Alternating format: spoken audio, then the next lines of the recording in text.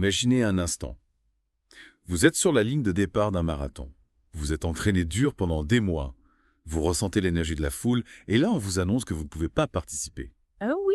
Pourquoi? Parce que vous êtes transgenre? C'est une question qui fait débat en ce moment. Exactement. On va justement plonger aujourd'hui dans un article qui explore cette possibilité, l'impact potentiel d'une nouvelle politique sur les grands marathons. Oui. Boston, New York, Chicago. Des courses qui sont souvent vues comme des exemples d'inclusion. Tout à fait. Ces dernières années, on a vu ces marathons faire des efforts pour devenir plus inclusifs. Oui. Boston autorise l'inscription des athlètes non binaires. New York a toujours été assez ouvert sur la question transgenre et Chicago a même une catégorie de prix pour les athlètes non binaires. C'est vrai. Et généralement, ces initiatives ont été bien accueillies par la communauté des coureurs. Absolument. C'est perçu comme une évolution naturelle pour un sport qui met l'accent sur le dépassement de soi. Exactement. Sauf que là, on parle d'une politique qui pourrait tout changer. Une politique qui se focalise sur le sexe biologique à la naissance. Oui, et ce qui est intéressant, c'est que cette politique vise surtout les institutions qui reçoivent des financements fédéraux. D'accord? A priori, les marathons ne sont pas directement concernés. A priori. Mais est-ce qu'il n'y aurait pas un risque, quand même? On sait que les grands marathons dépendent beaucoup des villes qui les accueillent, Ah oui, bien sûr, pour les permis de la sécurité et la fermeture des rues. absolument. Prenons l'exemple du marathon de New York. C'est une véritable collaboration entre les organisateurs et la ville. Oui. Imaginez maintenant une ville, disons, dans une région plus conservatrice, qui fait pression sur le marathon pour qu'il applique cette nouvelle politique. Et ça pourrait prendre quelle forme, cette pression? Plusieurs possibilités. La ville pourrait exiger des certificats de naissance à l'inscription. Elle pourrait menacer de couper les financements, ou même carrément interdire la participation des athlètes transgenres. Donc, les organisateurs se retrouveraient face à un choix vraiment difficile. Oui. Soit ils maintiennent leurs valeurs d'inclusion et risquent de gros problèmes avec la ville, soit ils cèdent et s'attirent les foudres d'une partie des coureurs et des supporters. Exactement. Et il faut aussi penser à l'impact potentiel sur d'autres événements sportifs. Imaginez que le Comité international olympique adopte une position similaire. Ça serait un vrai séisme. Oui, ça pourrait empêcher des athlètes transgenres de participer aux Jeux olympiques, même s'ils sont qualifiés. On est loin des foulées et des chronos, là. On parle de la vie des gens, de leurs rêves, de leur droit de participer. Tout à fait. C'est une réalité à laquelle il faut penser. Et ce qui est important pour nos auditeurs, c'est de bien comprendre les enjeux de ce débat. Alors justement, comment on décrypte tout ça? C'est assez complexe. Il faut essayer de voir les différents points de vue sans a priori. Qu'est-ce qui est vraiment en jeu? Qu'est-ce que l'inclusion implique concrètement? C'est un débat de société qui se joue aussi sur les terrains de sport. C'est là qu'on touche à l'essence même du sport. Est-ce que le plus important, c'est la performance pure? Ou est-ce qu'il faut aussi penser à créer un espace ouvert à tous, peu importe leurs caractéristiques physiques? Et puis d'ailleurs, est-ce qu'on peut vraiment parler de performance pure? C'est ça? Quand on sait que chaque individu est différent biologiquement, Oui. est-ce qu'on peut vraiment comparer tout le monde sur un pied d'égalité? C'est une question très complexe.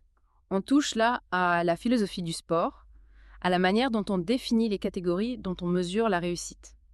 On voit bien que ce débat dépasse largement le cadre des marathons.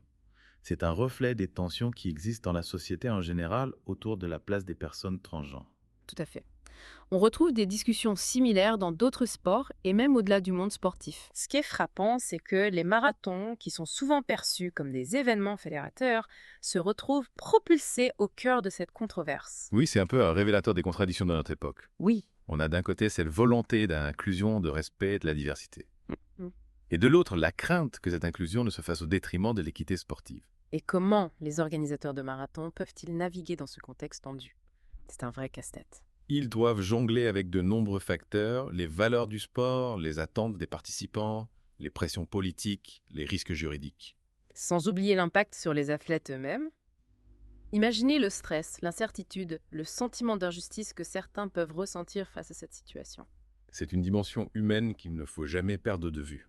Derrière les règlements, les politiques, il y a des individus avec leurs histoires, leurs inspirations, leurs fragilités. Et si on revenait à cette dimension humaine, justement, comment est-ce qu'on peut créer un monde sportif où chacun a sa place, où la performance est célébrée sans exclure personne? C'est un idéal vers lequel il faut tendre, même si le chemin est semé d'embûches. L'important, c'est de maintenir le dialogue ouvert, d'écouter les différentes voix, de chercher des solutions qui respectent la dignité de chaque individu. Et pour nos auditeurs qui veulent aller plus loin, quelles pistes de réflexion on peut leur proposer? Il existe de nombreuses ressources disponibles. Des articles de presse, des études scientifiques, des témoignages d'athlètes, des analyses d'experts. L'essentiel, c'est de s'informer de manière critique, en confrontant les différents points de vue, en évitant les idées préconçues. Il ne faut pas oublier que derrière les statistiques et les règlements, il y a des êtres humains, avec leurs rêves, leurs combats, leurs espoirs. Oui, et peut-être que c'est justement dans cette volonté de comprendre l'autre qu'on trouvera la clé d'une véritable inclusion. Ah oui, ça ne se résume pas à cocher des cases ou à remplir des quotas. La vraie inclusion, c'est un changement de mentalité, une ouverture à la différence, un respect profond de chaque individu. Ce qui demande des efforts constants, une remise en question permanente. On ne peut pas juste dire on est inclusif et s'arrêter là. Il faut le prouver par des actions concrètes en étant attentif aux besoins de chacun. Oui, et parfois ça veut dire prendre des décisions difficiles qui ne plairont pas à tout le monde. Mais si ces décisions sont prises avec honnêteté, avec une vraie volonté de justice et d'équité, elles finiront par être comprises et acceptées. Au final, on voit bien que l'enjeu dépasse le monde du sport.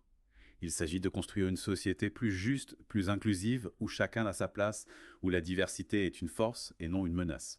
Et les marathons, ces événements qui célèbrent l'effort, la persévérance, la solidarité, pourraient bien jouer un rôle important dans cette construction. Alors la prochaine fois que vous assisterez à un marathon, imaginez-le non seulement comme une compétition sportive, mais aussi comme un symbole d'espoir, un laboratoire d'inclusion, un pas vers un monde meilleur. Un monde où chacun peut courir librement, sans peur, sans jugement, en célébrant la joie simple de se dépasser ensemble. Une belle image pour conclure notre exploration.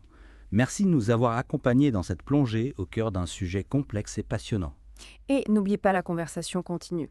Restez informés, restez engagés et continuez à réfléchir à ce que signifie l'inclusion dans le sport comme dans la vie.